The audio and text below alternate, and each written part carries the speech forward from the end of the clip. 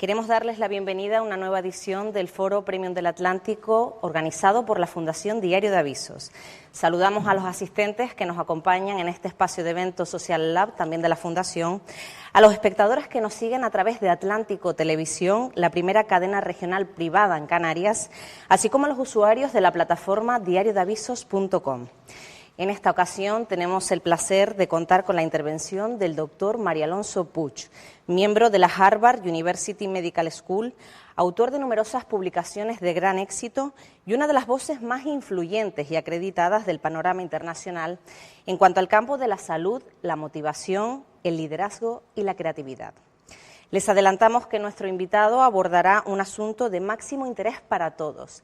¿Qué debo hacer yo en mi vida cotidiana para estar mejor y ayudar a otros a estarlo? Tras la intervención del invitado, María Rosman, directora de Atlántico Televisión, y Juan Carlos Mateu, vicedirector de Diario de Avisos, dialogarán con nuestro invitado para ahondar en muchos de los temas que planteará a continuación y que seguramente captarán toda su atención en este encuentro. Sin mayor preámbulo, damos la bienvenida al doctor María Alonso Puig.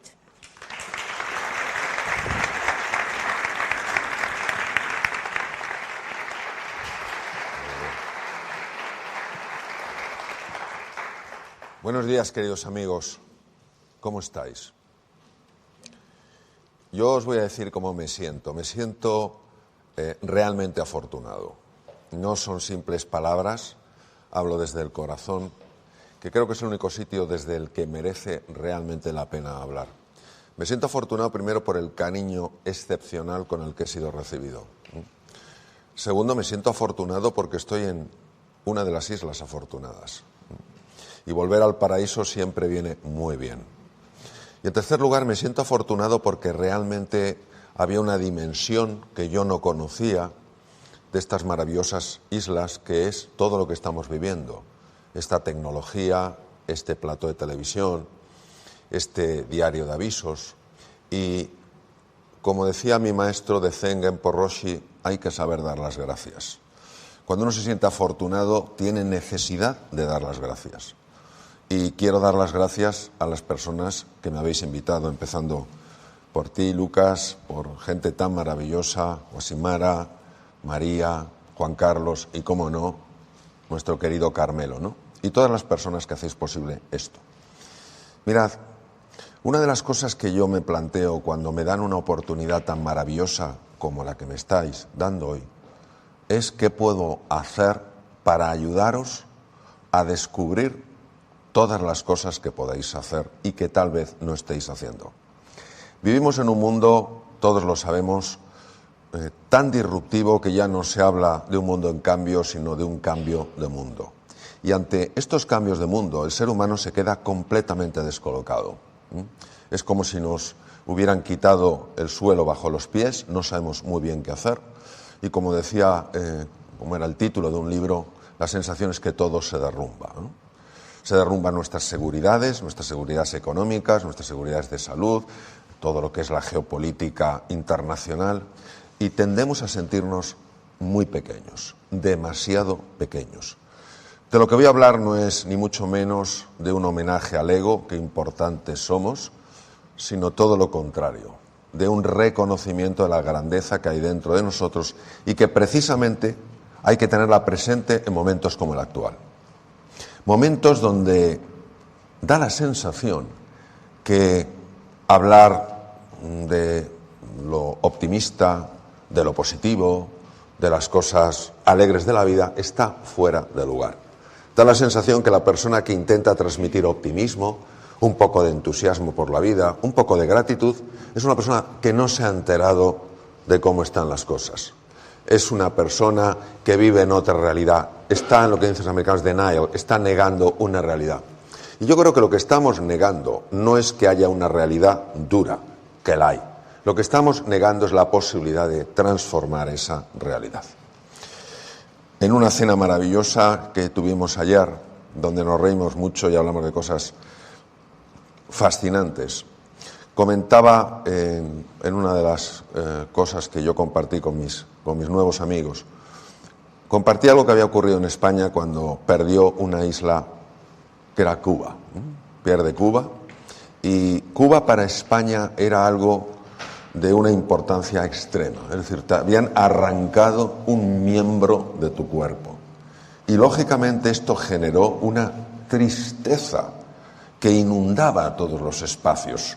Todo el mundo estaba triste, tocaba estar triste, tocaba tener esa cara derrumbada, tener ese aspecto alicaído, ¿no?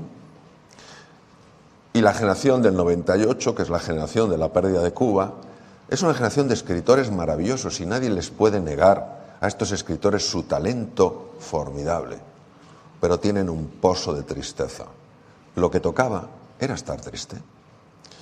Y en aquel entorno, en aquel contexto tan duro para toda España, aparece en Valencia un pintor tremendamente disruptivo. Un pintor que no tenía miedo a la crítica. Un pintor que sabía lo que España necesitaba en ese momento. Y estaba dispuesto a ofrecerlo desde su pequeño espacio, desde su ciudad, con la voluntad de alegrar el ánimo de todos los españoles. Por eso se le llamó el pintor de la luz. En un momento de oscuridad, en un momento de tiniebla, en un momento de hundimiento nacional, aparecen unos cuadros llenos de luz, llenos de vitalidad, llenos de fuerza. Don Joaquín Sorolla fue durísimamente criticado por algunos de los miembros de la generación del 98, que cómo se atrevía a transmitir ese optimismo, que cómo era posible que mostrara ilusión y alegría, que eso ofendía al espíritu nacional. Me recuerda en un programa online que yo llevaba sobre la práctica de la quietud, no se podía en aquel momento tener encuentros presenciales, una mujer empezó a practicar esto que compartía, que todos conocéis como mindfulness. Y bueno, yo les daba una sesión de 2 horas o 4 horas dependiendo, pasaba un tiempo, teníamos una conversación de cómo esto lo habían incorporado en su día a día. Y esta mujer contó lo siguiente: fui a un funeral, se podía ir a funerales, lo que pasa es que iba todo el mundo con mascarilla. Fui a un funeral por la pérdida de un ser muy querido por mí. De alguna manera la práctica de esa quietud, la práctica de ese silencio interior, de ese volver a mi centro, me dio una paz y una serenidad que hasta a mí misma me sorprendieron.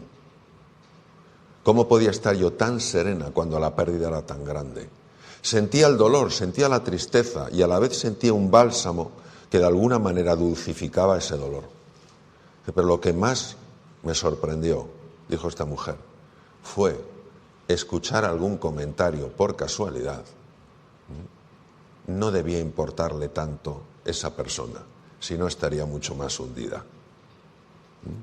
Entonces, ¿por qué os cuento esto? Os cuento esto porque lo fácil en estos momentos, en momentos de confusión, en momentos de irritación, en momentos de cambio tan profundo, lo fácil es tomar la posición de una víctima y anclarte en la queja, y anclarte en la protesta, y anclarte en la justificación. Mira, con la que está cayendo, mira, no sé qué tal cual.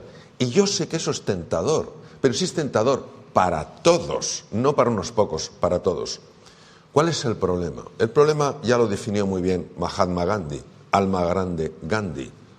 Dijo, cuando tú señalas a algo o a alguien con un dedo, hay 3 que te señalan a ti. Es decir, cuando tú dices, esto está destrozando mi vida, esto me está impidiendo ser feliz, porque esta incertidumbre, de repente una cosa sube, luego baja, no sé qué hacer, eso, que es tan obvio y que es lo que señala tu dedo, no debe evitar que 3 dedos te señalen a ti. Pero esto es muy importante.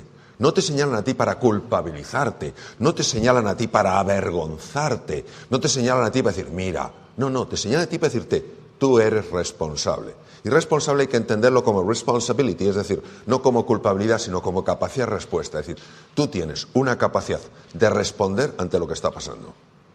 Mirad, a mí me ha influido muchísimo la vida de una serie de personas, una serie de biografías que he conocido con cierto calado, con cierta hondura. Y una de esas biografías que más me ha impresionado es la de una niña que nace hace muchos años en Tuscumbia, en Alabama. Una niña que nace sin ningún tipo de problema físico, mental, nada. Pero a los 3 meses la vida le manda una prueba muy dura.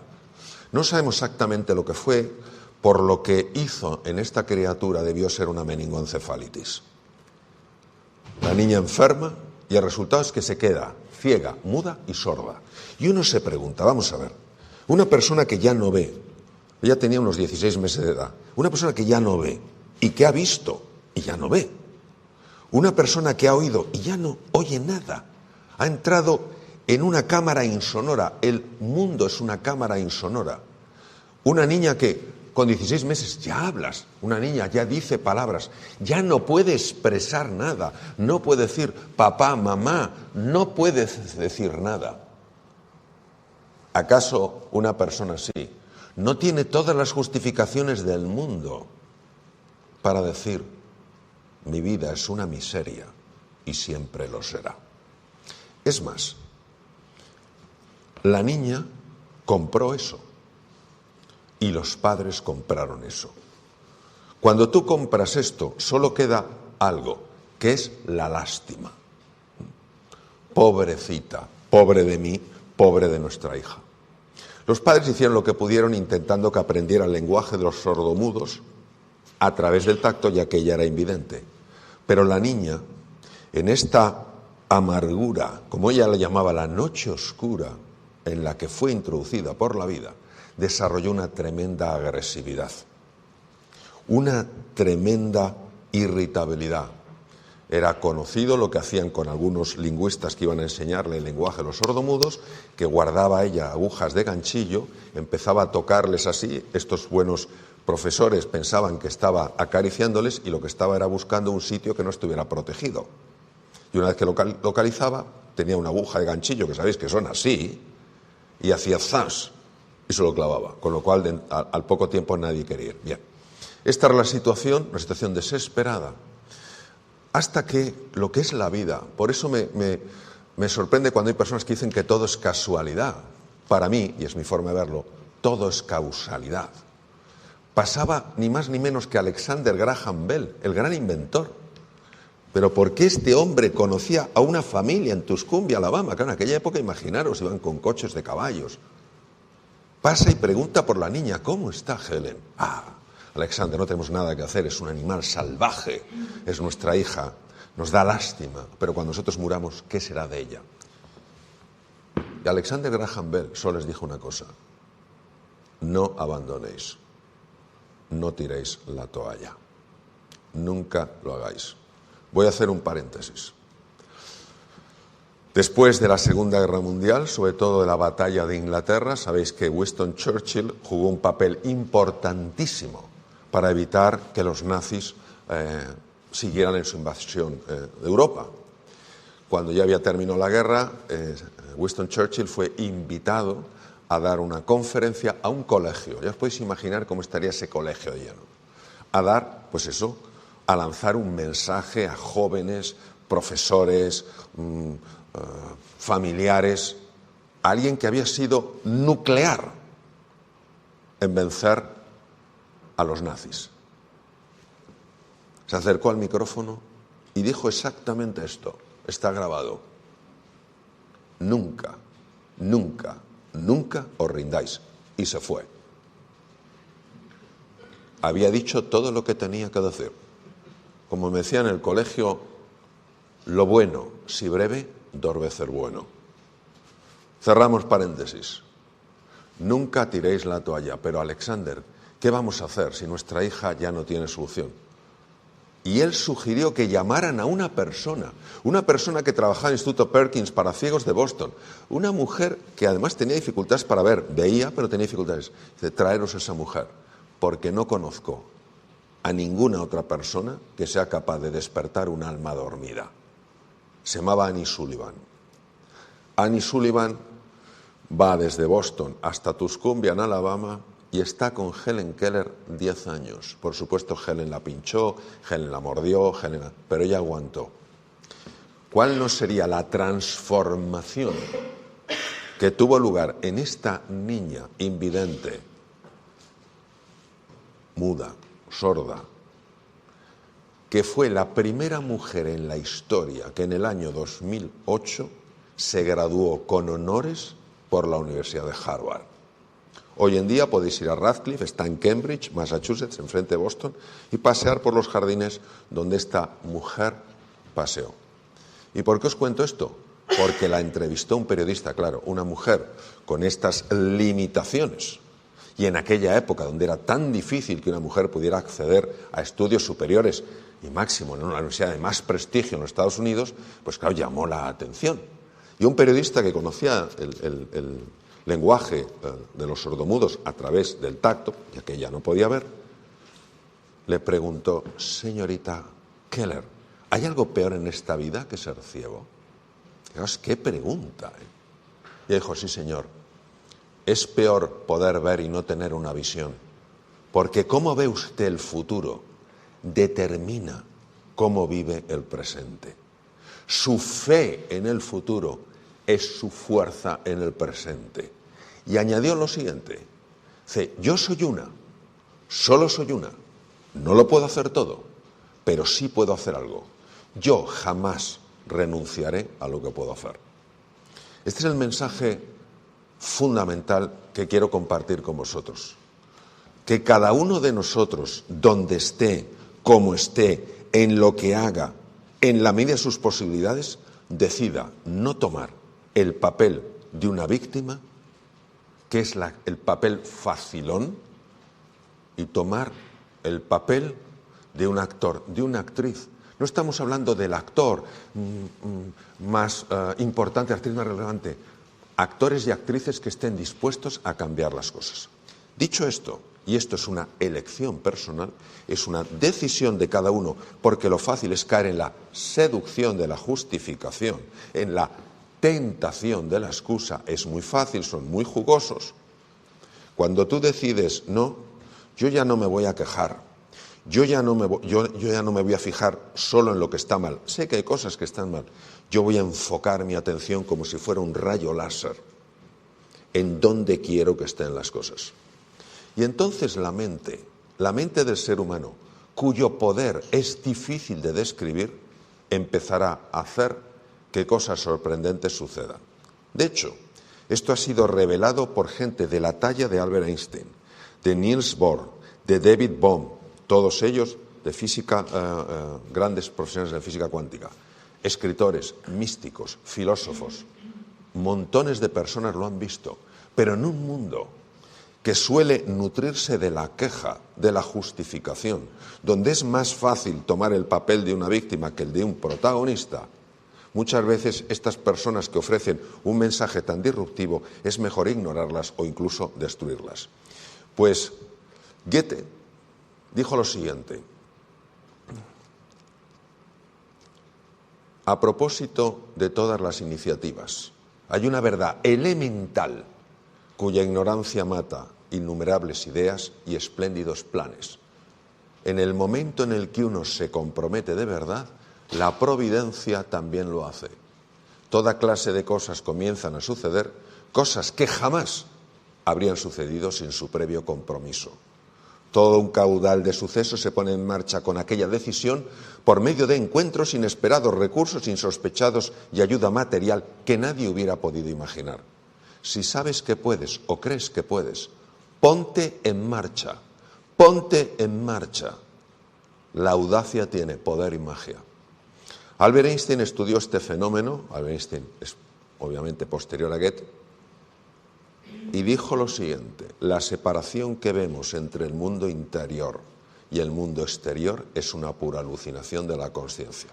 Es decir, si nosotros queremos tener un impacto positivo en el mundo, si no nos son indiferentes los demás, si no nos es indiferente la naturaleza, si no nos es indiferente, y la separación que vemos entre el mundo interior y el mundo exterior es una alucinación de la consciencia, quiere decir que si yo estoy bien por dentro, aunque no sea consciente de ello, algo en mi presencia va a irradiar una energía, llamémosle así, que va a hacer que el mundo exterior de alguna manera empiece a modificarse. Claro, esto supone tal nivel de empowerment, de empoderamiento en la persona, porque claro, cuando uno se tiene que nutrir de excusas, tiene también que considerarse sumamente pequeño, sumamente pequeña, para que esas excusas tengan un cierto peso. Entonces tienes que arrebatarte ese poder interior. En el momento en el que tú recuperas ese poder interior y te das cuenta de que cuando tú te mueves, el universo se mueve contigo, ya dices, oye, hay más cosas que puedo hacer. Entonces yo os voy a decir lo que se sabe desde la ciencia, desde la medicina, desde la neurociencia, desde la física y desde la metafísica, que nos ayuda a estar mejor. Y que si nosotros hacemos esto por las mañanas, empezamos a entrenarnos, a cambiar pequeños hábitos, a ilusionarnos con esa transformación, hasta nuestras propias células, y no hablo metafóricamente, hablo literalmente, van a empezar a cambiar. En el ser humano hay 3 dimensiones. A unos les parece mejor, a otros peor. Es innegable que existen esas 3 dimensiones, incluso desde el punto de vista científico. Una de ellas claramente se puede pesar y medir. Pertenece a lo que se llama la res extensa, como la definió René Descartes en el siglo XVII. Es el cuerpo. Todos tenemos un cuerpo. Y negar la existencia de un cuerpo, o querer destruir el cuerpo, o pensar que el cuerpo es un obstáculo, es un grave error que casi le lleva a Gautama Buda, al famoso Buda, a la muerte, porque inicialmente consideró que el cuerpo era la cárcel del alma, un poco en la línea de Platón, de hecho son más o menos de la misma época. El cuerpo es fundamental para que tú estés bien e irradies eso. Hablaremos del cuerpo. Hay 2 elementos que pertenecen a la res cogitans de Descartes, lo que no se puede pesar ni medir, y no por eso deja de existir. Hay ondas de radio, ondas de televisión, no las vemos, pero no por ello dejan de existir. Y dentro de la res cogitans hay 2 dimensiones, la dimensión mental y la dimensión espiritual. Cuando nosotros entretejemos, entrelazamos la dimensión física con la dimensión mental y la espiritual, el resultado es un ser humano. Tú quitas el cuerpo a un ser humano y no es un ser humano. Tú le quitas la mente a un ser humano y no es un ser humano. Le quitas el espíritu a un ser humano y no es un ser humano. Es como un tapiz hecho de 3 hilos. Quitas uno de los hilos y ya no puedes reconocer la figura en el tapiz.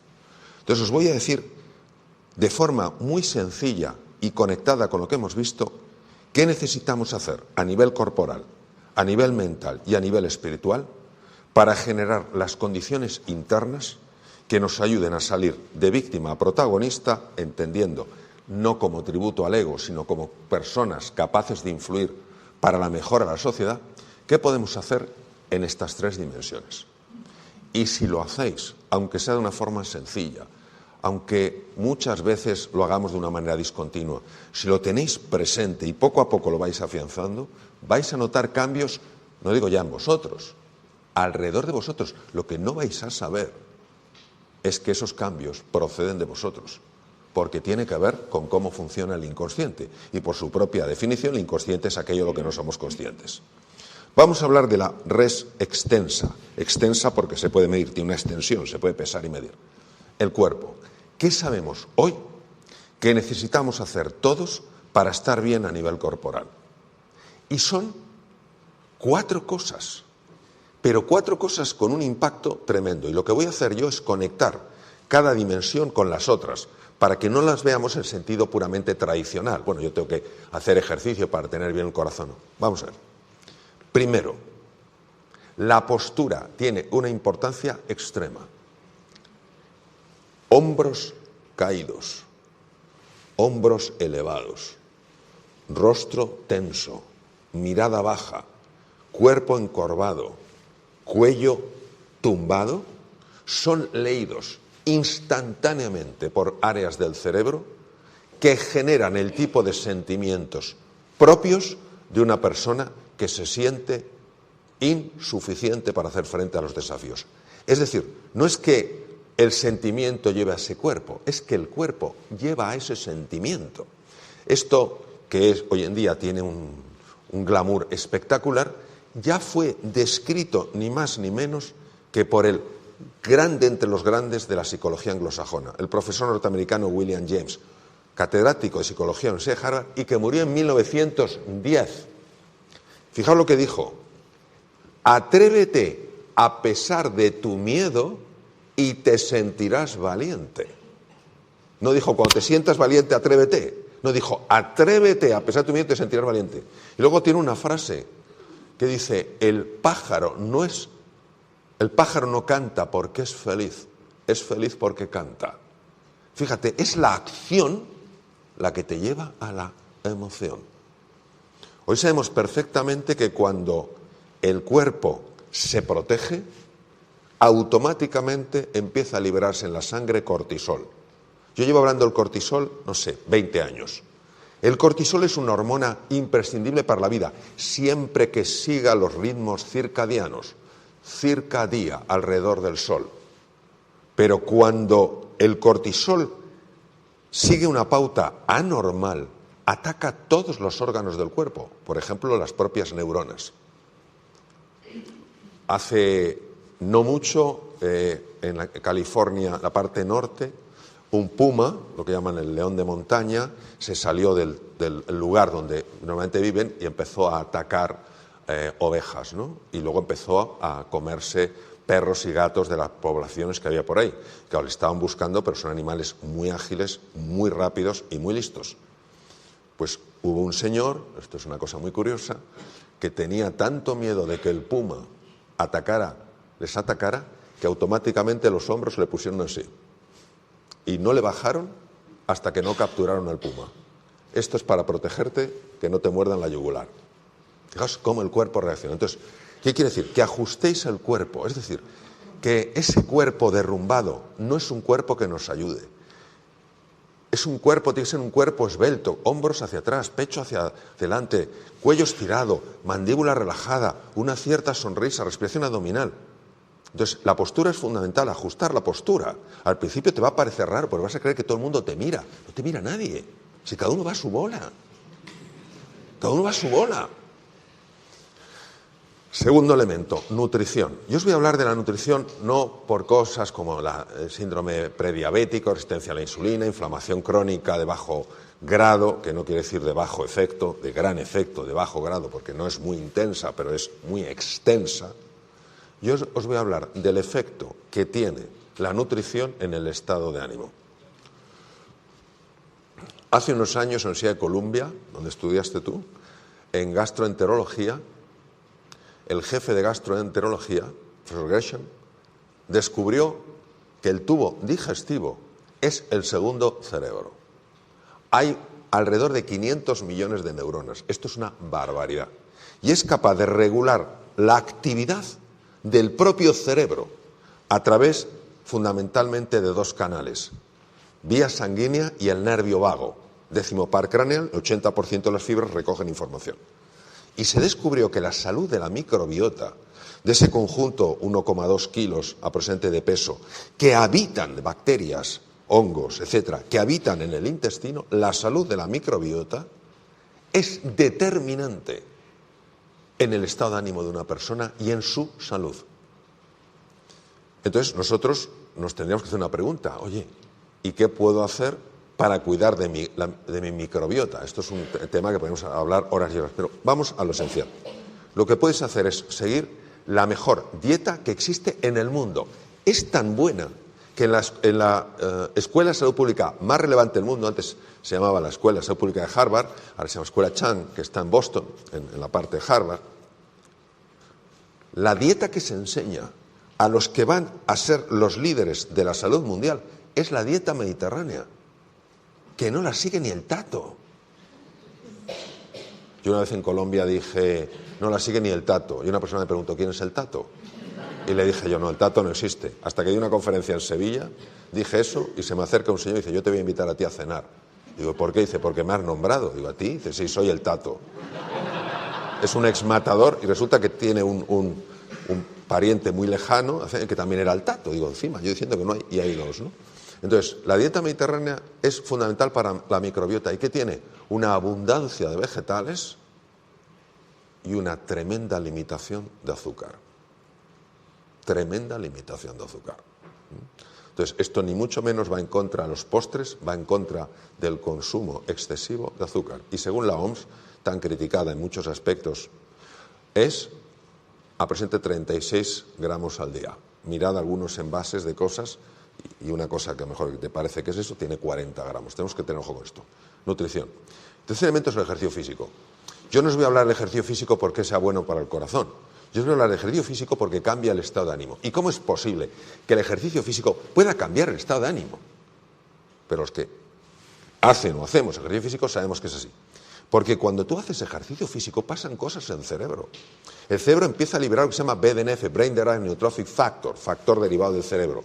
Y eso favorece que se formen nuevas neuronas a partir de células madre y nuevas conexiones. Fijaros lo que es eso. Moviendo el cuerpo estás cambiando la citoarquitectura del cerebro. Porque durante el ejercicio físico liberas IGF, factor proinsulínico, que está demostrado que reduce las posibilidades de padecer un Alzheimer. Y porque durante el ejercicio físico liberas VEGF, factor de crecimiento endovascular, que hace que se formen nuevos vasos sanguíneos, con lo cual las neuronas tienen mayor o mejor nivel de nutrición. El ejercicio físico, que no quiere decir que te apuntes a un gimnasio, quiere decir que nos movamos. El sedentarismo se carga el organismo. La persona sedentaria es más irritable. Hay que moverse, hay que dar paseos. Mirad que no tenemos aquí una naturaleza espectacular. Guerra al pijama, salvo cuando vayas a dormir. Hay que salir, hay que moverse. Y luego voy a hablar del sueño. Cuando era jovencito, iba por Madrid y vi un cartel, lo he hecho en muchos sitios, de una bebida alcohólica, que todavía lo recuerdo con espanto. La noche es larga. Ya dormirás bastante cuando te mueras. Os voy a dar unas pinceladas sobre el sueño. Número 1. Todos tenemos que dormir mínimo 7 horas. Solo hay un 2% que se salva. Y lo sé porque estuve con el máximo experto en el mundo. Yo estaba en un hospital, estaba enfrente, el Peter Ben Brigham, el jefe de neurofisiología, el catedrático de la Universidad de Neurofisiología. 98% de las personas tenemos que dormir mínimo 7 horas. Yo sé que hay momentos cuando tienes niños pequeñitos, en fin, los médicos que os voy a contar, urgencias, cirugía. Bien, pero en general. Porque durante el sueño pasan cositas. Primera cosita que pasa. Se abre el sistema linfático. No linfático, que todos conocemos, sino linfático. Fue descubierto en 2015 en los Estados Unidos. Sistema linfático propio del cerebro para eliminar sustancias tóxicas cuya acumulación favorecen enfermedades degenerativas como el Parkinson o el Alzheimer. Toma ya, y es durante el sueño. Durante el sueño se libera melatonina. La melatonina mucha gente cree que es solo para quedarte dormidito. No, la melatonina activa por la noche los genes PER1, PER2 y PER3, los cuales evitan que haya mutaciones cancerosas. Durante el sueño el sistema parasimpático, el sistema de recuperación del cuerpo, se activa, con lo cual los tejidos mejoran. Se libera hormona del crecimiento. Claro, dicen, oye, yo ya no voy a seguir creciendo. No, pero es que la hormona de crecimiento no solo sirve para crecer cuando eres un niño, la hormona de crecimiento sirve para reparar los tejidos. O sea, fijaros la importancia que tiene el sueño. Yo a veces lo digo, vamos a ver, la evolución, vamos a pensar en términos darwinianos, la evolución. ¿Consideramos que es inteligente o no es inteligente? Y todo el mundo diría, pues sí, es inteligente. Pero claro, de aparecer una célula en el océano a lo que vemos ahora, la belleza de los animales, los seres humanos, tiene que ser inteligente. Bien. A la evolución, ¿qué le interesan? 3 cositas, solo 3. Primero, que comas para que no te mueras de hambre. Número 2, que puedas correr, que puedas escapar si hay un depredador. Y tercero, que te reproduzcas. Si la naturaleza es inteligente, ¿cómo nos va a dejar 8 horas sin tener capacidad de comer? Porque estoy por ver a alguien que esté dormido y esté comiendo. Número 2, nos deja 8 horas sin capacidad de escapar. Estoy por ver a alguien que esté durmiendo y esté escapando. Y desde luego hay que ser un verdadero campeón para estar durmiendo y estar reproduciéndose. Eso no existe. Luego quiere decir que es imprescindible. Por tanto, postura, nutrición, alimentación y descanso. Cerramos la res extensa. Y esto lo podemos hacer todos, aunque sea darse un paseíto de 5 minutos y afecta a tu estado de ánimo, aunque sea en un momento determinado decir, no, hoy tengo que comer más vegetales. hoy tengo que hacer tal, hoy no puedo seguir viendo tablets o móviles de emisión de luz azul porque va a interferir por la noche en la liberación de melatonina. Y poquito a poco vas ganando terreno. La libertad, queridos, es una conquista diaria, ¿vale? Entonces, poco a poco vas introduciendo hábitos, no con ese espíritu de perfección, sino de mejora continua. Entonces, cerramos la parte de la res extensa, la que se puede medir, los procesos corporales. Y nos vamos a la res cogitans, la parte mental y la parte espiritual. Parte mental. Lo voy a hacer muy fácil para que lo entendáis. 2 circuitos en el cerebro. Red neuronal por defecto, red ejecutiva central. Red neuronal por defecto. La cabeza siempre al pasado o al futuro.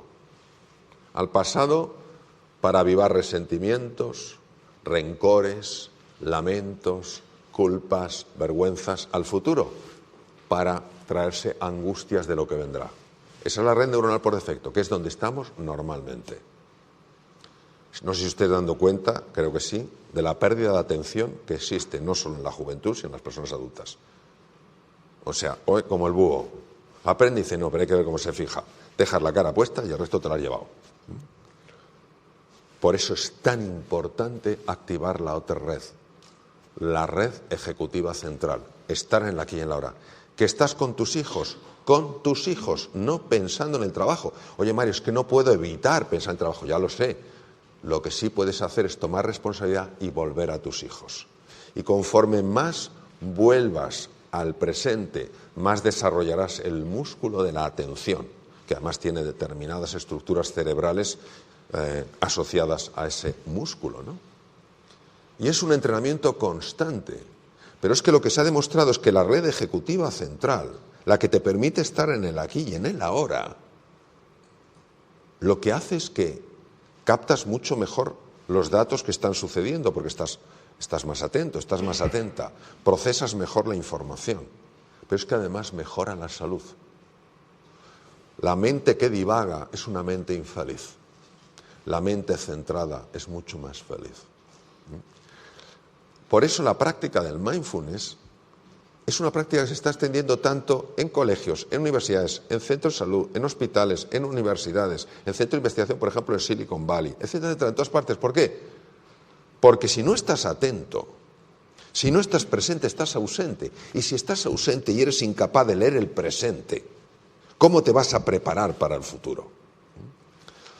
Cerramos de manera resumida la parte res cogitans que corresponde a la mente, y ahora nos vamos a la dimensión espiritual, que tampoco se puede pesar ni medir.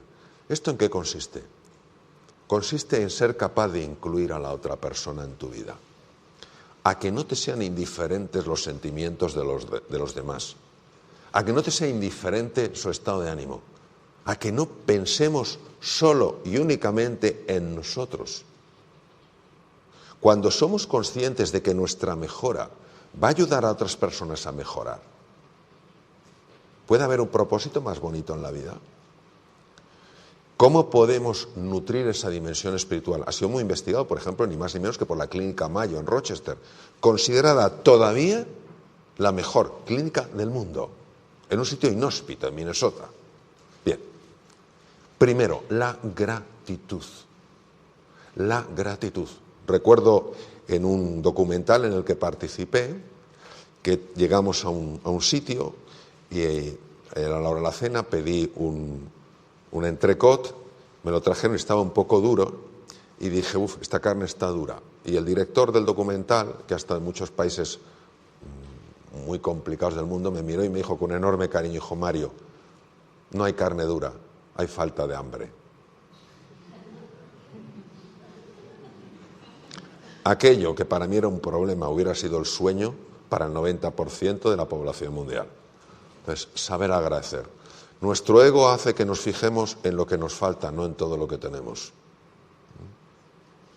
Y esto es importantísimo, la gratitud. La Clínica Mayo ha estudiado mucho el efecto de la gratitud en el cuerpo. Y es espectacular. Es decir, acuéstate agradeciendo algo. Seguro que hay algo en tu vida que puedes agradecer y despiértate agradeciéndote algo. Tengo un amigo que tiene una fundación en una isla en África donde mueren paludismo, sida, etc.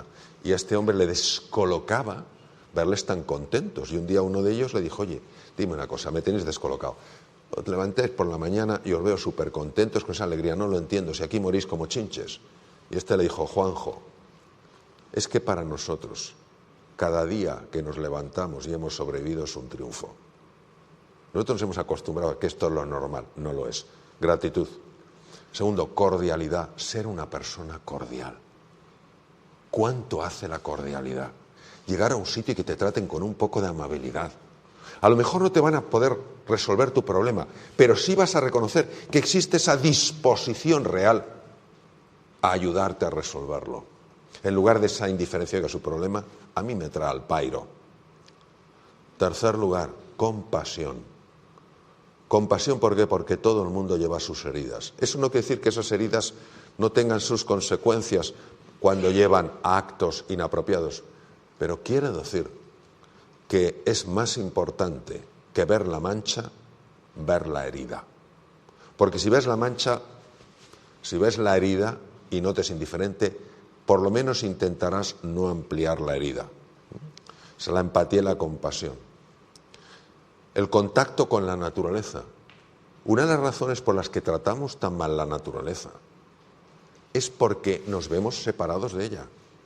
Es como si un árbol se creyera separado del bosque. ¿Sabéis que hay árboles sanos que alimentan a través de hongos a los árboles enfermos? Imaginaros un árbol que dice, no, yo me las basto por mí mismo. No, tú dependes de la salud del bosque. Entonces, ese contacto con la naturaleza. Y luego, muy importante también, ese saberse rendir a que todos necesitamos ayuda, que no es motivo de vergüenza pedir ayuda y dejarse ayudar. La humildad es una cualidad profundamente espiritual, porque todo lo que ayude a trascender el ego, todo lo que ayude a ir más allá de eso es espiritual. Entonces, ya termino para que podamos tener un bonito coloquio. Lo que os quiero decir es esto. Si cuidamos estas dimensiones a nivel de la res extensa, de la parte corporal, física, fisiológica, anatómica, metabólica, si vamos trabajando este estar en el aquí y en el ahora, cada día tiene su afán. No dejarnos llenar de angustia por lo que vendrá en el futuro, si el futuro lo creamos entre todos, por favor. Ni dejarnos abrumar por los errores del pasado, ¿quién nos los ha cometido? Y si ponemos en nuestra vida esta cordialidad, esta gratitud, esta empatía, esta compasión, esta capacidad de perdón y este contacto con la naturaleza, nosotros en ese momento ya hemos abandonado el papel de víctima, hemos tomado el papel de protagonista de una nueva historia. De una historia que sin duda, a medida que se vaya desplegando, hará que este mundo del que previamente solo nos quejábamos, se convierta en un mundo que todos celebremos. Muchas gracias, queridos.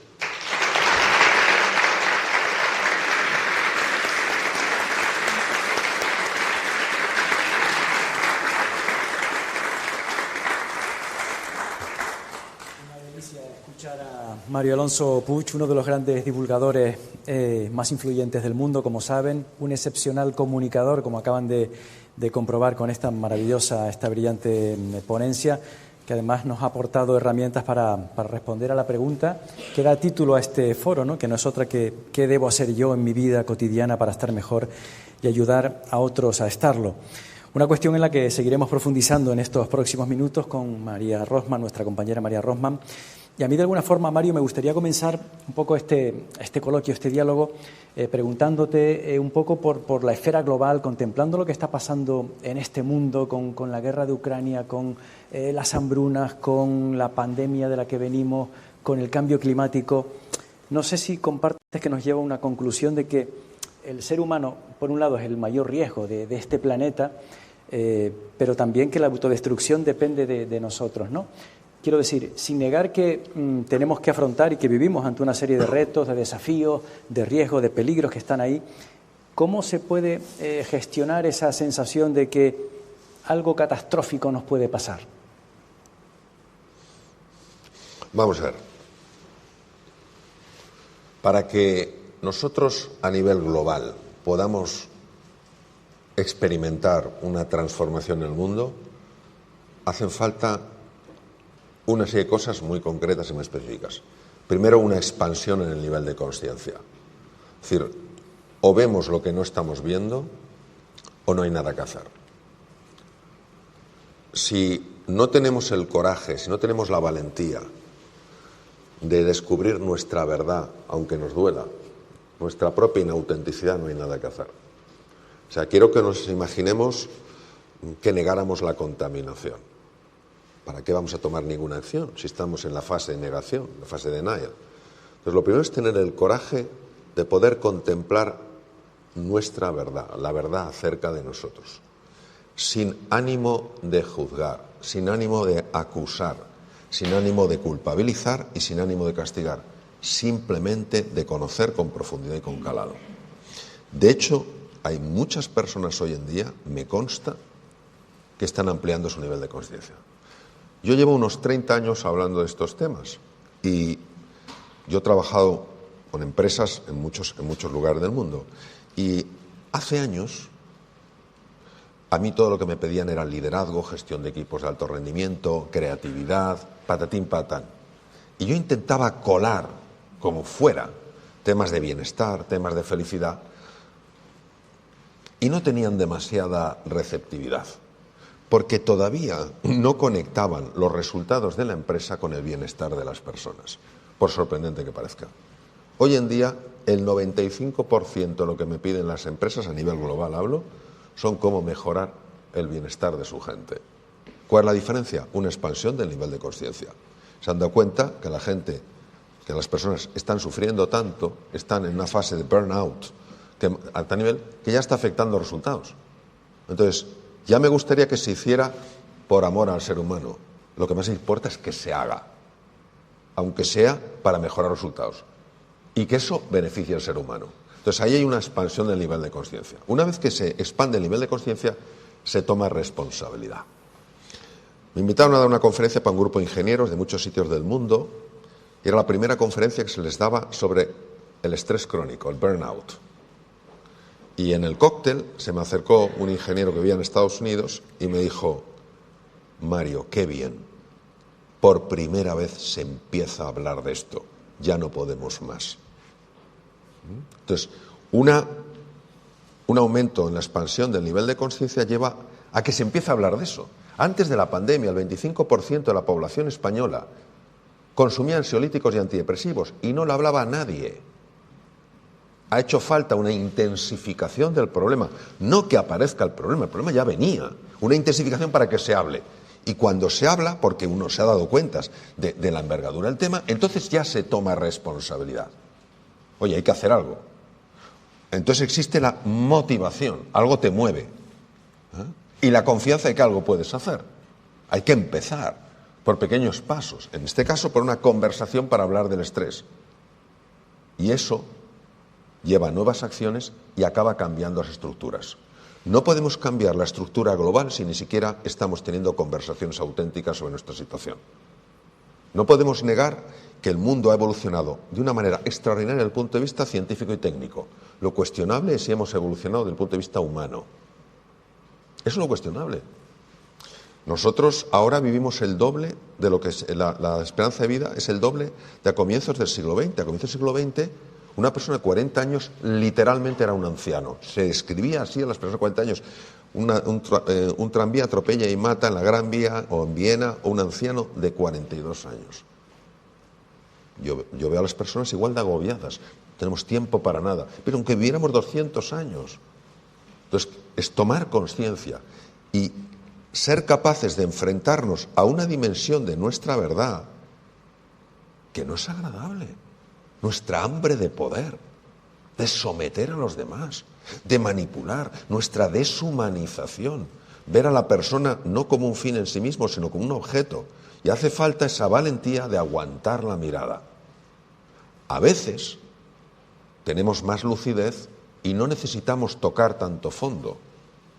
Pero si no tenemos esa lucidez temprana, necesitaremos tocar un fondo muy hondo para decir, esto no puede seguir así.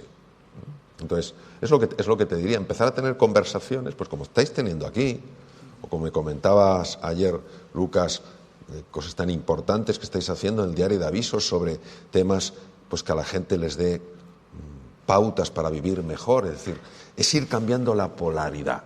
Pero esa polaridad no se puede cambiar si solo nos fijamos en lo que no se puede hacer o en todo lo malo que hay en el mundo, en lugar de poner nuestro foco en lo que sí se puede hacer y en lo que se puede mejorar el mundo.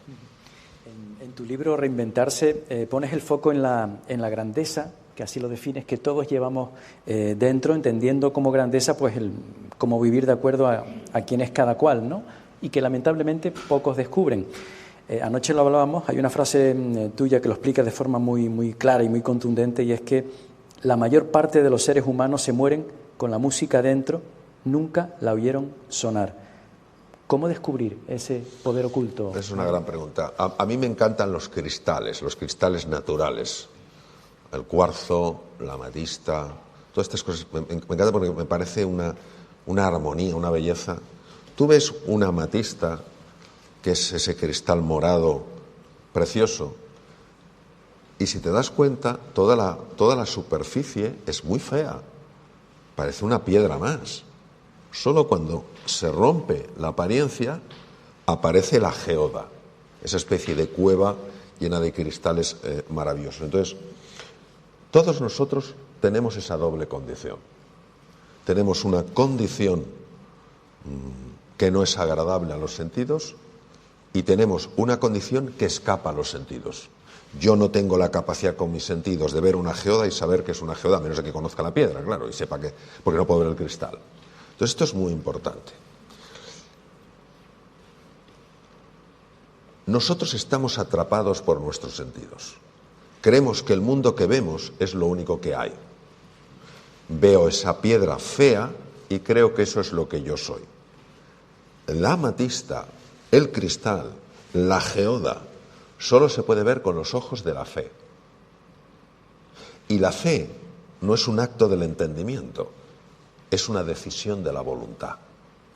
Decido apostar. Decido apostar por lo bueno que hay en mí.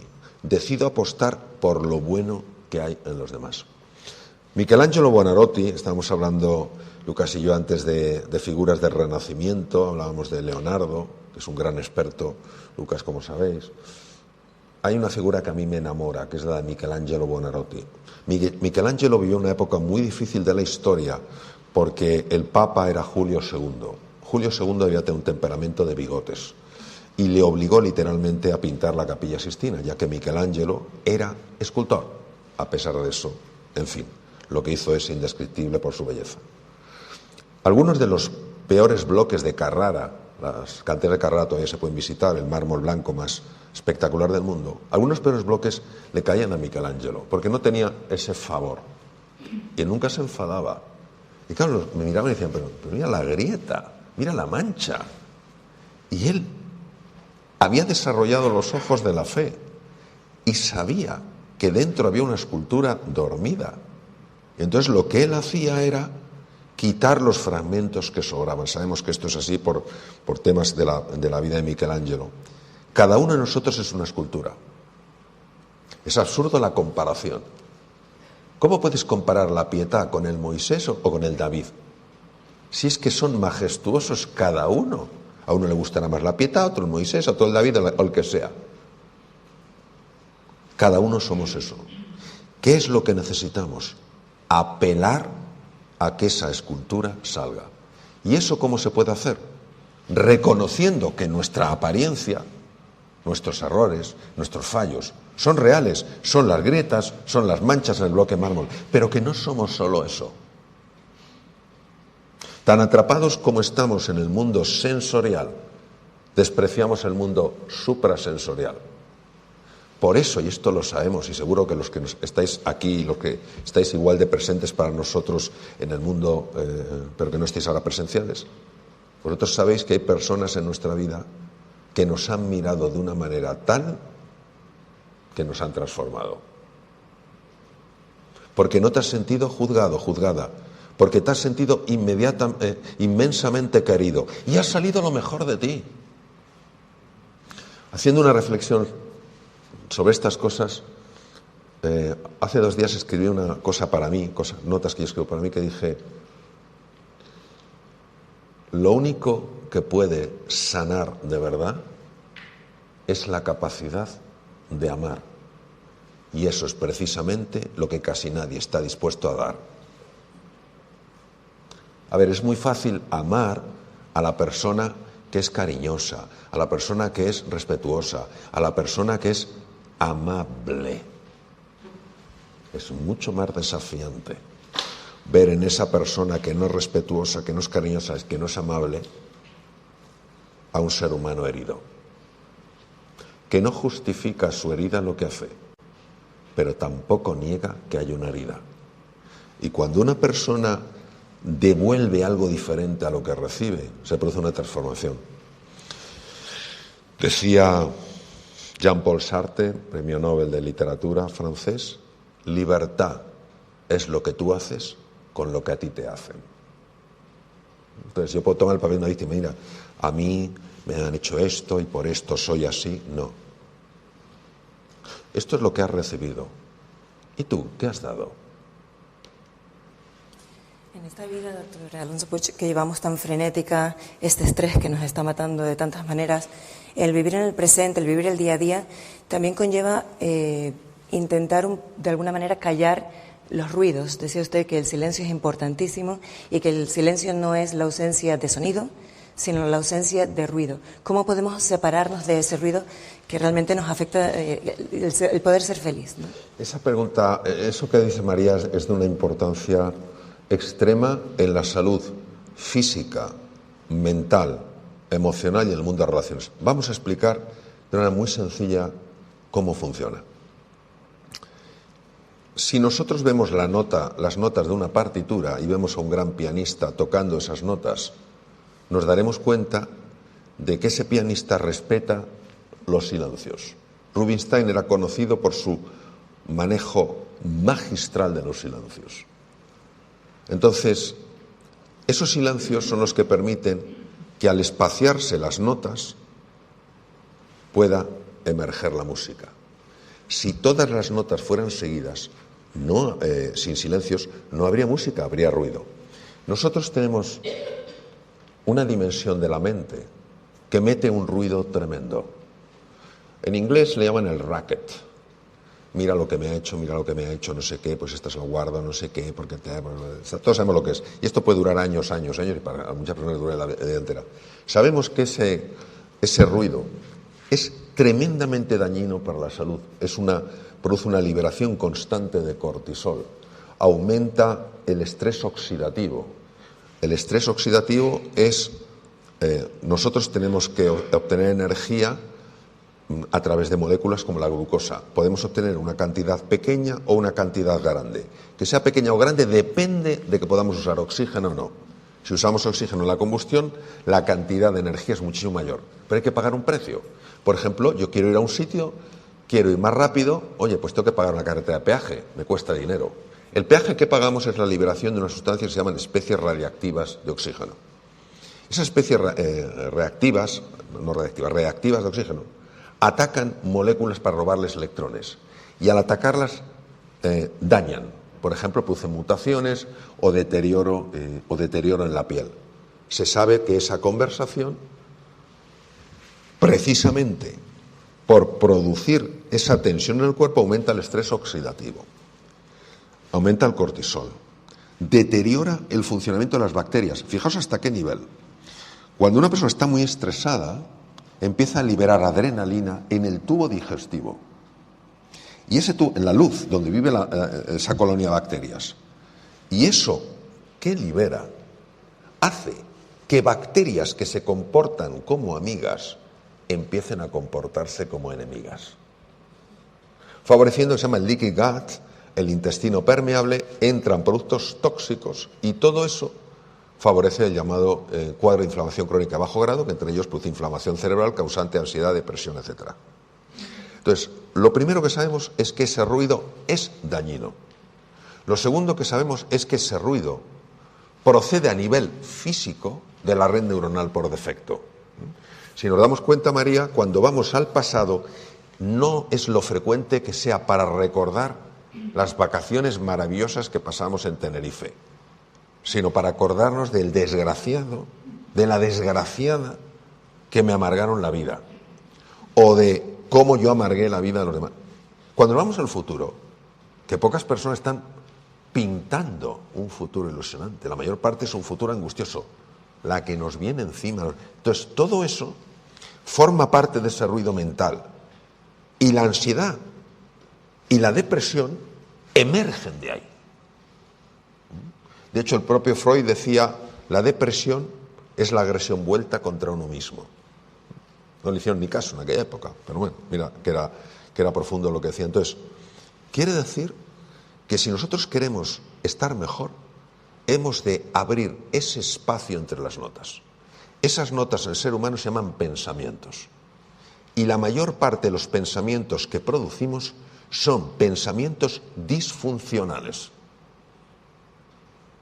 La Universidad de Harvard ha estudiado mucho el fenómeno de las emociones y la salud y dicen que el 80% de las consultas a médicos generales por enfermedades reales tienen como unos elementos causantes la disfunción emocional, la envidia, los celos, el miedo, la ansiedad, la angustia, la sensación de impotencia, la desesperanza.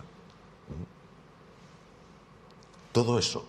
Luego, si nosotros queremos experimentar música en lugar de ruido, no hay que eliminar esos pensamientos, no hay que eliminar las notas. Pues entonces vamos todos a vivir una cueva en los Himalayas y nos olvidamos del mundo. Eso no es. Tenemos que aprender a espaciarlos. Es decir, yo estoy hablando contigo ahora y estoy hablando con Juan Carlos. Y se me cuela un pensamiento y dices, ¿qué comeré hoy? Yo no me tengo que enfadar. Yo tengo que tener cuidado de que no me arrastre. Porque como me arrastre el pensamiento, ya no estoy contigo y con Juan Carlos. Entonces, en ese momento, yo me doy cuenta y sin enfadarme, eso sí, con decisión y con disciplina, yo vuelvo. Cada vez que estoy haciendo eso, el espacio que se va abriendo entre los pensamientos es mayor. Y hay personas que me han preguntado, oye, pero si no pienso tanto, estaré peor. ¿Qué va? Si yo estoy escuchándoos y a la vez estoy pensando, no os estoy escuchando. Cuando tú sustituyes el pensamiento por la observación, por la conciencia, estás en otro nivel.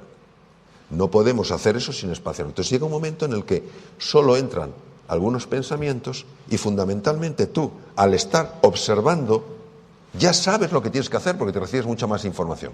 Por eso la práctica del mindfulness, fíjate, el primero en el mundo que lo trajo no fue Jon Kabat-Zinn, fue el doctor Herbert Benson, y lo sé porque él estaba en el hospital enfrente, el mío.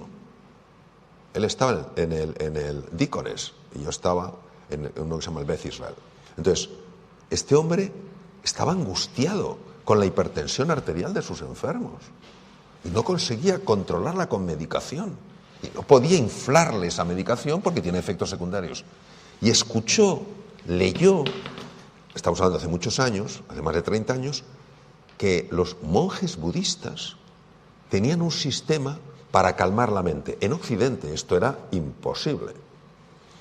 Y él, como científico, fue un proceso complicadísimo, se fue a Dharamsala, en el norte de la India, donde vivía la comunidad budista después de la invasión por China, del Tíbet, aprendió esto y se lo llevó a sus enfermos. Y sus enfermos empezaron a mejorar de la hipertensión arterial. Yo estando, en una época estuve en trasplante hepático en el Deaconess, bajé a su despacho, pues sabía que estaba él ahí, Omar y tal. Y estaban demostrando, estaban investigando y demostrando que la práctica del silencio previo a cirugía cardíaca hacía que después de la cirugía, estando intubados, por tanto inconscientes, la incidencia de arritmias posoperatorias por cirugía cardíaca, que no es rara, bajara. Pero es que luego empezó a pasar una cosa muy curiosa. Claro, era cardiólogo puro, luego creó el Instituto Herbert Benson, ahora se llama Herbert Benson, entonces se llama Mind Body, de la Universidad de Harvard. Entonces, algunos enfermos le dijeron, doctor Benson, es que esto nos está ayudando, este silencio, esta quietud, no solo a que usted nos diga que estamos mejor la tensión y que nos encontremos mejor, menos dolor de cabeza, tal cual. Es que estamos empezando a resolver cosas en nuestra vida, yo qué sé, pequeñas cosas, pero cosas como resolverla, la bronca en casa, que siempre es la misma bronca, de una forma diferente. Y entonces él empezó a estudiar, a interesarse por lo que pasaba en el cerebro, siendo cardiólogo, ¿no? Y ya empezó tal. John Kabat-Zinn hizo lo mismo en la Universidad de Massachusetts, también en Massachusetts, claro. Hace 30 años le tomaban por un loco, tiene un mérito este hombre extraordinario. Gente desahuciada, y empezó a enseñarles a trabajar la quietud, y empezaban a mejorar. Hoy en día se ha demostrado que la quietud reduce la intensidad y la frecuencia, por ejemplo, de los episodios de esclerosis múltiple. Y esto se lo explicaba a algunos de los mejores neurólogos de España y se quedan alucinados, porque nuestra medicina muchas veces es muy res extensa, solo lo físico, y la res cogitans, lo mental y lo espiritual, parece que sobra y hay que integrarlo, ¿no? Entonces, ¿qué podemos hacer? Entrenarnos en estas prácticas.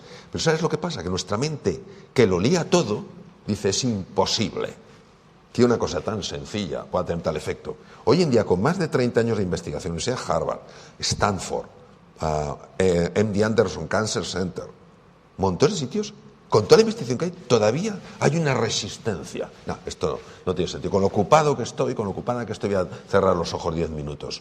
No, es que vas a estar mucho mejor. Entonces, eso es lo que te diría. Es crear el hábito de la quietud. Es el espacios de silencio para estar bien. Momentos de recuperación. Tú, Mario, que eres médico, has sido médico cirujano, especialista en aparato digestivo, ¿nos confirmas que la ciencia avala que las personas que afrontan una enfermedad de cierta gravedad, si la afrontan con una predisposición favorable, tienen más opciones de salir adelante, que se activa de alguna manera el sistema inmunológico? Sin ninguna duda. O sea, lo puedo avalar, todas las veces que sea necesario. Y voy a dar una sencilla explicación. Hubo una científica norteamericana maravillosa, falleció, una mujer que podía perfectamente haber recibido el premio Nobel de Medicina, la doctora Candice Pert. Ella demostró que todos tenemos receptores en cada célula del cuerpo para distintos tipos de hormonas. El cortisol es la hormona del miedo. Cuando se acopla a un linfocito asesino, por ejemplo, expertos en atacar virus y expertos en atacar tumores, ese linfocito asesino pierde su fuerza. Pero si tú tienes ilusión, tienes confianza, tú bajas tus niveles de cortisol y subes los niveles de otras hormonas. Puede ser serotonina, puede ser dopamina, y eso produce un efecto diferente en el funcionamiento del sistema inmune. Segundo tema, la microbiota está en constante contacto con el sistema inmune, el sistema de defensa, el que nos tiene que proteger de bacterias, virus y tumores, que ahí está la mayor parte de los problemas, quitar los traumatismos, quitar los envenenamientos, etcétera. ¿Por qué el 80% del sistema de defensa del cuerpo está en la pared del intestino? Porque la piel mide 2 metros cuadrados, pero el aparato digestivo, la mucosa, el revestimiento interno, si lo abres, equivale a 2 pistas de tenis. Es la mayor superficie del cuerpo, por ahí te puede entrar de todo. Entonces, el 80% del sistema de defensa, el 80% de estos soldados están vigilando esa fortaleza. Cuando una persona, ante una enfermedad, cae en sensación de impotencia y de desesperanza, todo esto produce una forma de estrés llamada distrés. Daña la microbiota. Al dañar la microbiota, hay que tener en cuenta que la microbiota en gran parte adiestra a esos soldados, aunque parezca mentira. Es un órgano externo, pero casi es como interno, ¿no? Eso tiene una repercusión enorme en el sistema de defensa.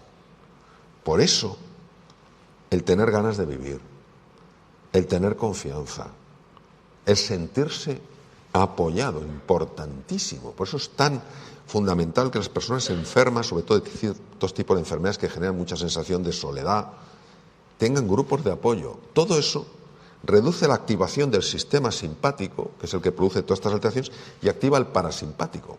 Se sabe que el sistema parasimpático, hemos visto hasta las proyecciones sobre las células, favorece que esas células sean más agresivas contra los tumores. Entonces, ¿qué quiere decir? No es la panacea. Hay gente súper optimista y súper positiva que no sale adelante. Hace poco, yo soy patrono de honor de la Fundación Juegaterapia. Hace poco, pues, hacíamos un homenaje a Elena Huelva, una jovencita maravillosa que falleció de un sarcoma de Ewing con 20 años y era positiva, no lo siguiente. Y entonces, gracias a ella y a su empuje y a la Fundación, pues se ha conseguido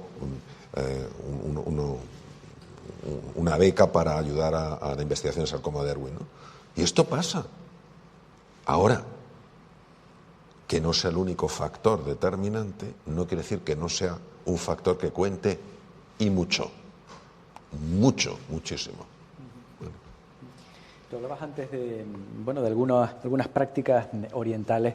Te quiero preguntar también por ese diferente concepto de felicidad en Oriente y en Occidente, ¿no? Aquí, en teoría, se dan determinadas condiciones que parece que son como más favorables para tocar, para alcanzar, saborear esa felicidad, mientras que en Oriente, pues probablemente con menos recursos económicos y sociales, la gente parece más feliz con menos, ¿no? Sí. ¿Eso tiene que ver con la espiritualidad? Sí, esa es una reflexión, yo creo que nos tiene que invitar a pararnos y a considerar lo siguiente. En lo que yo conozco de la cultura oriental, no la oriental occidentalizada, sino la oriental y la occidental. La cultura occidental, para mí, comete un grave error, que es equiparar la felicidad con el tener. Mientras que la cultura tradicional oriental, la felicidad la conecta con el ser. Nosotros podemos tener cosas agradables a los sentidos. Y eso pertenece al mundo del tener. Pero a mí eso no me gusta llamarlo felicidad, me gusta llamarlo bienestar. Te da una vida más cómoda. Mientras que para los orientales, en la filosofía oriental, y también incluso en la filosofía sapiencial occidental, la felicidad tiene que ver con el ser. Yo suelo poner un ejemplo muy básico, pero que mucha gente lo entiende muy bien. A mí me encanta el jamón ibérico. Me encanta. Y hay de esos jamones que tú te lo comes y se te saltan las lágrimas.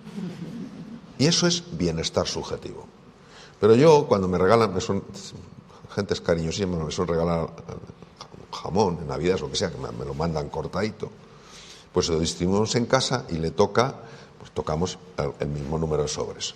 Yo guardo los míos, no me los como. Y cuando se lo han comido todos, digo, oye, vamos a merendar un poquito de jamón. No, si es que ya no lo hemos comido. No, pero yo tengo. No, papá, es para ti.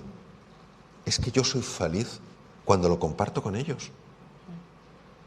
Lo otro, si me lo como yo, eso es el bienestar subjetivo. Me colma los sentidos. Cuando yo lo comparto, me colma el corazón. Entonces, no podemos confundirlo, no son incompatibles. Claro que tenemos que tener un nivel de bienestar subjetivo. Eso es importantísimo. ¿Por qué? Porque tenemos una res extensa, un cuerpo, y nos gusta estar calentitos, nos gusta comer, nos gusta beber, nos gusta viajar con cierta comodidad, pero eso no es todo. Entonces, el cuerpo va mucho más con el tener y la mente y el espíritu va más con el ser.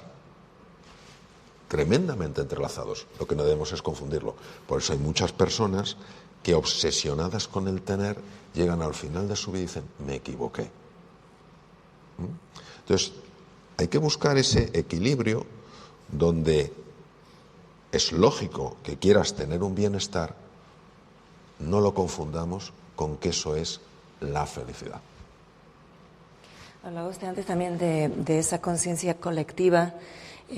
Ponía el ejemplo de los árboles enfermos que ayudan a los árboles al revés, los sábados nos ayudan a observar a los enfermos. ¿Existe esa conciencia colectiva en los seres humanos también? ¿Estamos conectados de alguna manera todos en otro plano, en el plano? Sí. Ahora ¿De qué manera influye? ¿Cómo hay un Sí. efecto mariposa de alguna manera? Sí.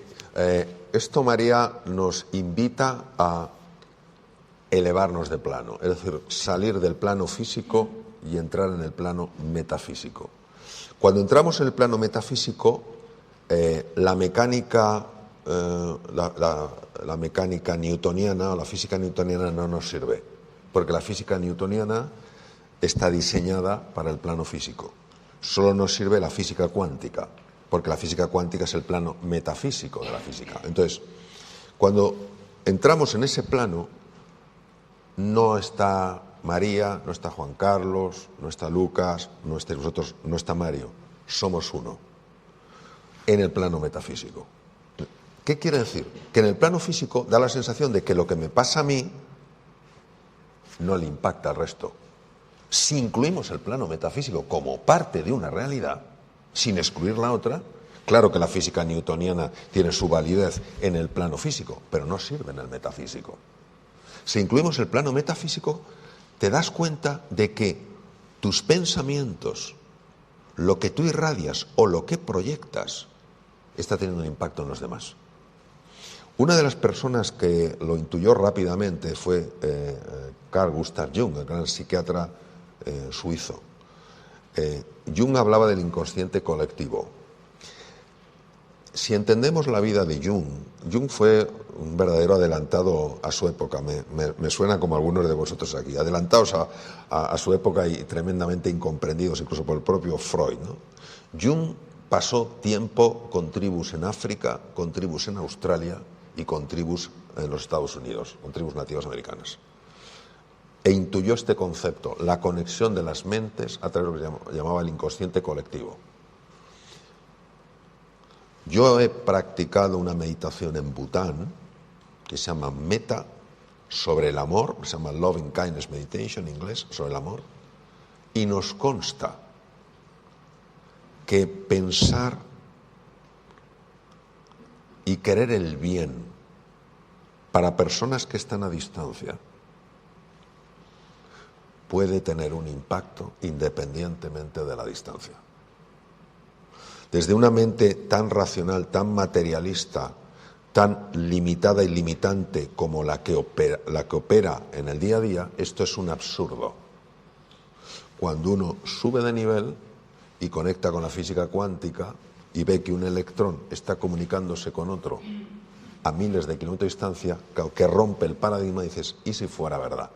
Claro, esto nos da una enorme responsabilidad, porque quiere decir que tus pensamientos negativos y destructivos no solo te hacen daño a ti, sino que hacen daño a la humanidad.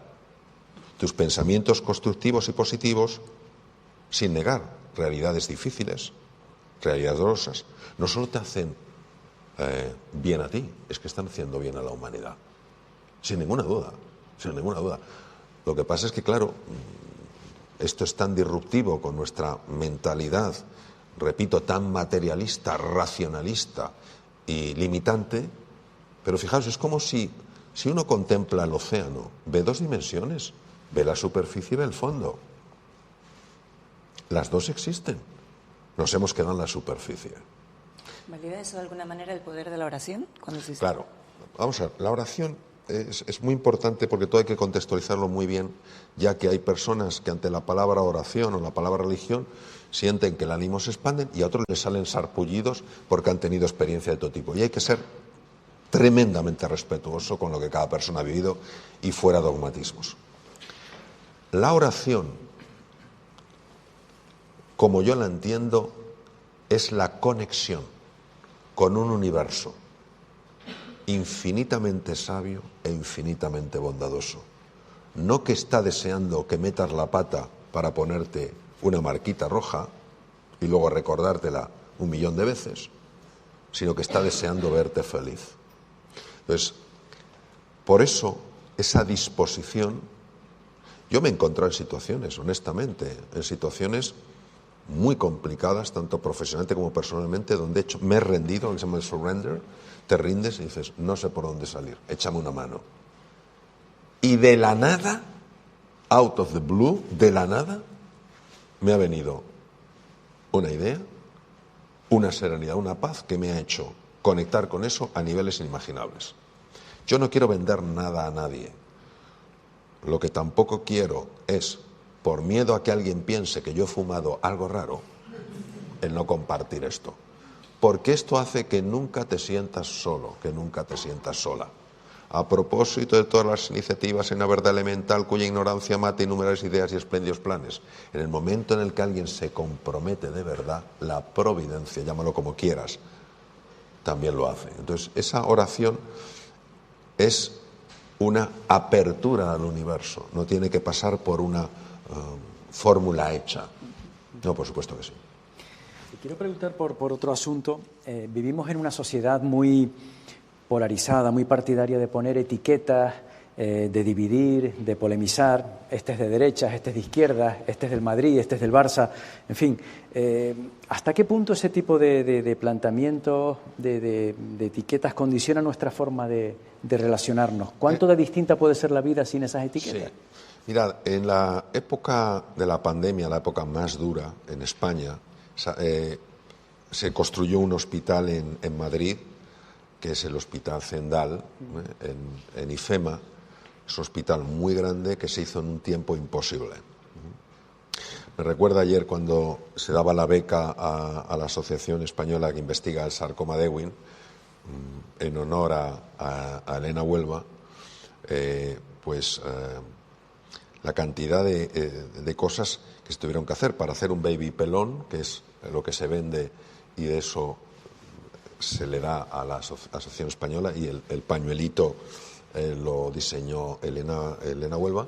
Pues para hacer un baby pelón hacen falta 3 meses. Sabían que ella estaba a punto de fallecer y que quería tener su baby pelón. Lo hicieron en 3 días. ¿Vale? Entonces, ¿por qué os cuento esto? Porque el Hospital Zendal era imposible de hacerlo en el tiempo que se necesitaba, y sin embargo se hizo. Yo tuve la fortuna de conocer, una vez que se hizo el hospital, conocer al director general de IFEMA, el que se encargó de toda la logística, y al responsable médico, que se encargó de toda la parte médica, porque había que hacer tuberías, no sé qué, oxígeno, eso, la parte logística y la parte médica, da igual. Y me comentaron que allí había gente de todos los partidos políticos ayudando, que todos a una fuente ovejuna, que todos se olvidaron de lo que les separaba y se enfocaron en lo que los unía. Yo creo que en una época como la actual, en la que hacemos frente a tantos desafíos, necesitamos personas que nos unan, no personas que nos separen. O sea, todos vamos a encontrar en el otro cosas que no nos gustan. ¿Por qué no nos enfocamos en lo que sí nos gusta? ¿Por qué no nos enfocamos en las cosas favorables? ¿Por qué no nos enfocamos en lo que nos conecta? Entonces, lo que necesitamos son personas que unan, no personas que separen, no personas que digan, mira lo malo que haces, mira lo malo que haces, sino, oye, esta persona igual que tú quiere ser feliz y sufrir menos. Vamos a usar la inteligencia colaborativa para que eso suceda. Entonces, por eso la cooperación es la gran solución. Y todo lo que fomente la rivalidad, eso no va a llevar a ningún sitio. Doctor Alonso, llegó el momento ya de un poco empezar a cerrar el foro, para no abusar tampoco mucho de su tiempo. Yo creo que nos quedamos todos con ganas de saber muchísimo más, pero ya se nos acaba un poco el tiempo. Para cerrar, nos gustaría si nos puede hacer una pequeña reflexión, teniendo en cuenta que hoy es el Día Internacional de la Mujer, con este aspecto, y ya yo creo que va siendo hora de que empecemos a despedirnos el día de hoy. Me hicieron una entrevista hace un par de días para un periódico en la península y me hablaban de esto. Vamos a ver. Cicerón fue uno de los personajes más relevantes que ha conocido el mundo. Cicerón dijo que la virtud más hermosa era la justicia. Yo creo que todos, hombres y mujeres, tenemos que estar en favor de la justicia. Y la justicia es reconocer en la mujer exactamente la misma dignidad que en el hombre en todos los sentidos.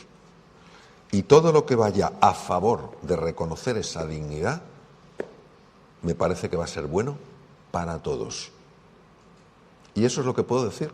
Entonces, que el mundo necesita el talento femenino, pero si eso es indudable.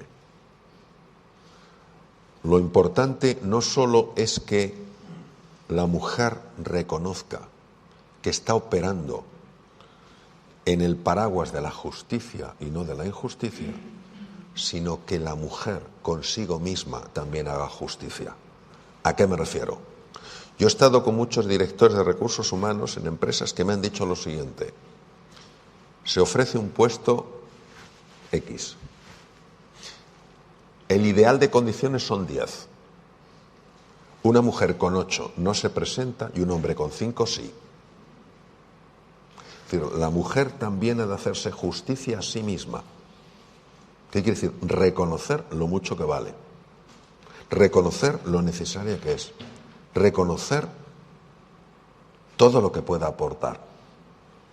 Porque si a mí el mundo, imaginemos, me está diciendo creo en ti y yo me digo a mí mismo que no creo en mí, no vamos a salir adelante.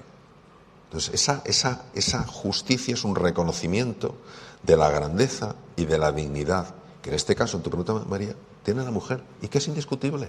Y que es indiscutible. Déjeme hacerle una última pregunta ya al cierre, muy pequeña, porque anoche se la planteaba y me gustaría que compartiera esa reflexión con nuestros invitados esta mañana. Hablábamos al principio de la guerra de Ucrania, que es una guerra que nos preocupa su evolución. ¿Qué puede haber en una cabeza como la de Putin? ¿A qué moldes mentales responde alguien que ha ordenado lo que ha ordenado en esta guerra? Lógicamente, teniendo en cuenta la tremenda falta de información no sobre lo que hace, sino sobre la persona en sí, yo diría que lo peor que he visto, que el origen de algunas de las peores cosas que he visto obedecen a un hambre desenfrenada de poder. Cuando el hambre de poder en un ser humano le atrapa, esa persona deja de ver seres humanos, ve medios para aumentar su poder. Entonces, yo no puedo de ninguna manera juzgar a este hombre, porque lo que quiero es en mi vida cada vez juzgar menos. Lo que quisiera es comprender su estructura mental. Y lo único que hoy puedo entender es cómo se puede poner en marcha una cosa así, es hambre de poder. Hambre de poder. Por eso toda persona que tenga poder, todos tenemos poder de influir, pero aquellas personas que ocupan puestos de gran poder, es muy importante que no se olviden de por qué están ahí. Están ahí para servir, para contribuir. Por eso el poder tiene que ir unido a la humildad. Porque si no te separas. Te separas. Yo esto se lo pregunté a un historiador porque me parecía que era imposible.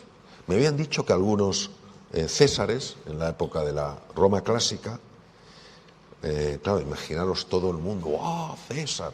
Llevaban a una persona que le tiraba en la túnica y le decía, recuerda que eres tan solo un hombre, recuerda que eres tan solo un hombre. Y dije, no, esto, digo, de luego con Nerón y con Calígula esto sería imposible. Dice, no, con Nerón y con Calígula, pero sabemos que con algunos emperadores existía. Entonces, tenemos que tener eso de decir, recuerda que no eres más que nadie.